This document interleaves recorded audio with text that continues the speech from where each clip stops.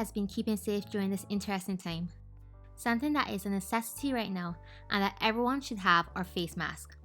Although it does not give you complete protection from the virus, it helps reduce the risk of spreading to other people. This DIY face mask I will be making will have a filter pocket that should help with some degree of protection depending on the filter material you use. I will also be showing you how to add a removable eye shield. This helps a lot for persons who like to rub their eyes or their hands are always in their faces.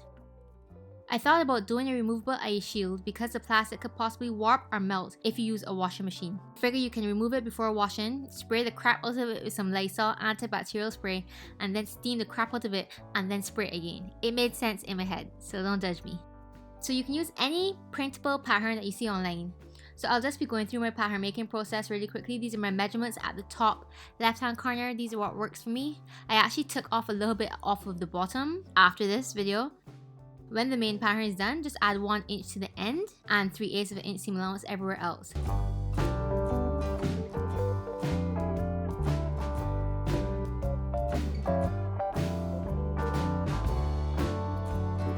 Copy this pattern to another piece of paper, as you can see here. That will be the lining pocket piece. Then you take off a 1/2 of an inch from that end and your pattern piece is done. Cut 2 pieces of each pattern on fabric. And with right side spacing, sew the main fabric pieces together. And with right side spacing, sew the lining fabric pieces together.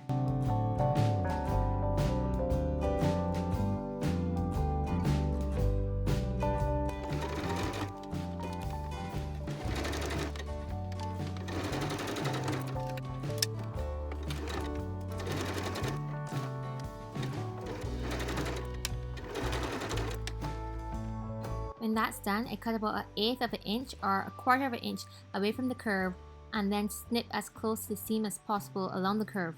This helps release the curve so when you turn it inside out, it's not gathered or reared or bunched up.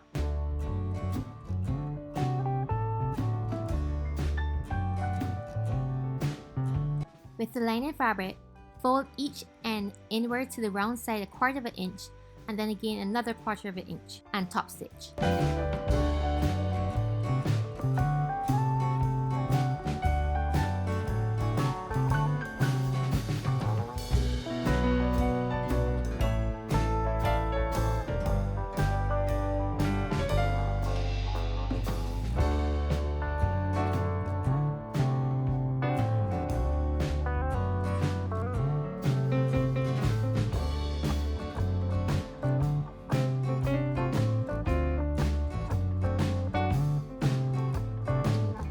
This is how it should look on the round side. When that is done, iron the fabric flat and then iron inside the curve. Now place the 2 pieces together with the right side spacing and pin. I match them up at the center seam and then I pin outwards on both ends. Pin both the top and the bottom and stitch.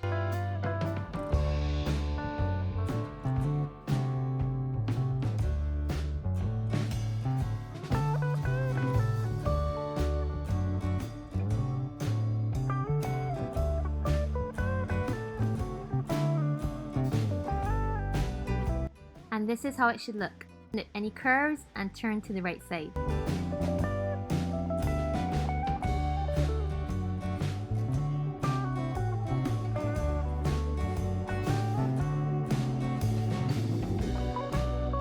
Now with the shell or the outer fabric, we're going to fold inwards to the round side, the very end. So fold it 1/4 of an inch and then we fold again until this fold matches up with the lining fold.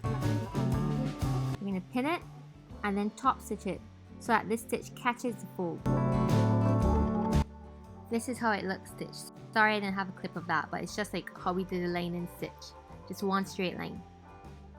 You can choose to edge stitch both the top and the bottom of the mask, but I honestly didn't want that crisp look on this mask.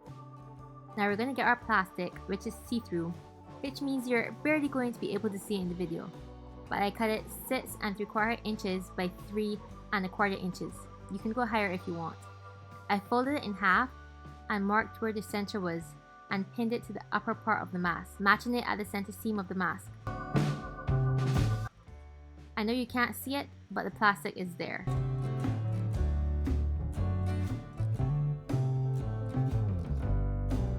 When that was done, I used a pencil to mark the outline of the upper piece of the mask on the plastic. I also marked 3/4 of an inch away from each side of the center seam on both the mask and the plastic.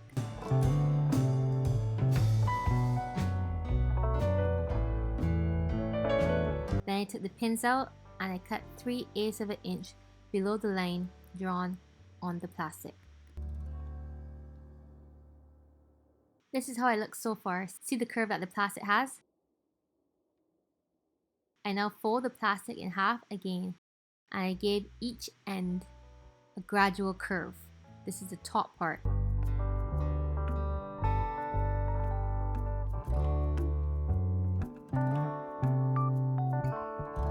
I get some binding or bias tape and I attach it to the top of the shield. I then take it to the machine and I stitch it.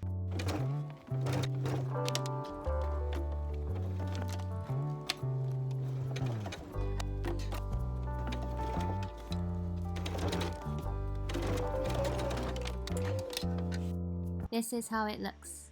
Now I get some more binding for the bottom, fold it inwards about 3/8 of an inch. I then attach it to one end of the bottom. I further attach it to the rest of the bottom of the shield, and when I get to the other side of the bottom, I extend it by another 3/8 of an inch. I snip that and I fold it inwards and I pin. Then I stitch it.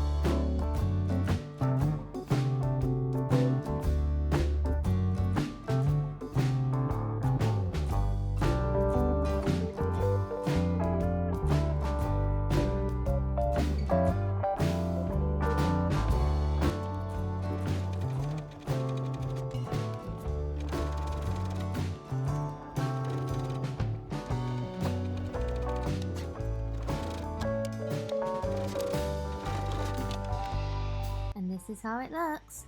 I used Velcro to attach the eye shield to the mask. I didn't want it attached at my nose, so that's why I marked down 3/4 of an inch away from the center seam on both sides. I cut about 2 inches of Velcro, split it in half vertically, and used each half for each side of my mask. I used the soft part of the Velcro on the mask part, and I did it so that when I don't have on the shield, I wouldn't be able to tell there's Velcro there because that end is soft. The Velcro doesn't curve, so I cut the pieces for each side in half and pinned it to the inside of the mask, starting at the 3/4 of an inch mark.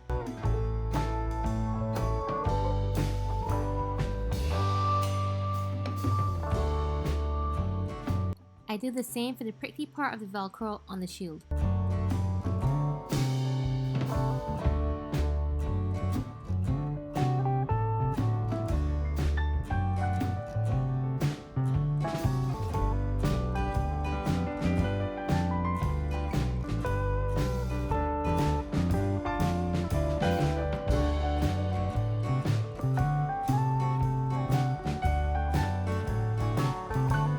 I top stitch the Velcro to the bottom part of the shield at the top of the bottom of the Velcro, but I only top stitch it at the top of the mask and did a couple tacks on each piece to keep the bottom intact.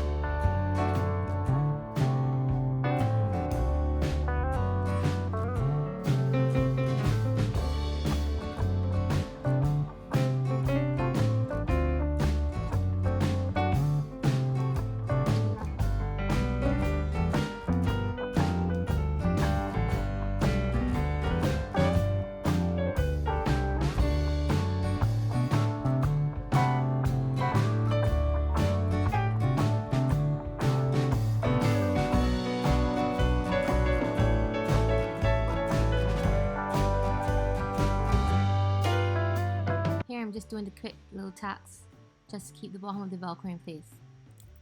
This is how it should look. Because my elastic is 1/8 of an inch and it's thick and weird, I'm going to knot it instead of trying to stitch it. So I'm cutting it at 7 inches each. If it was 1/4 of an inch or flatter, I would do a mini stitch overlapping the two ends and cut it around 6 inches. After putting the elastic through the encasing part, I knotted the ends and then I was donesies! If you like this video, don't forget to subscribe and hit that notification bell. Bye! I love the colorful clothes you wear. sunlight plays upon her head. I love the colorful clothes she wears, and the way the sunlight plays upon her head. I